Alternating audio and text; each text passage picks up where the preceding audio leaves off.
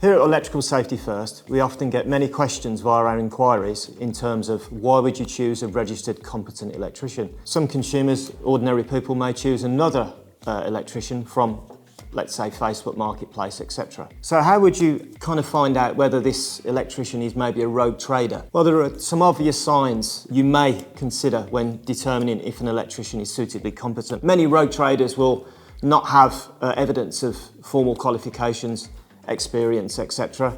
They may not have the correct insurances. All of these may be obvious when you ask, a number of questions to that person, i.e., can you prove your qualifications? Can you prove your experience? We also get a number of enquiries where somebody's had a person carry out some installation work, etc., and they haven't been provided with the correct certification, or indeed Part P notification for any work that needs Part P approval.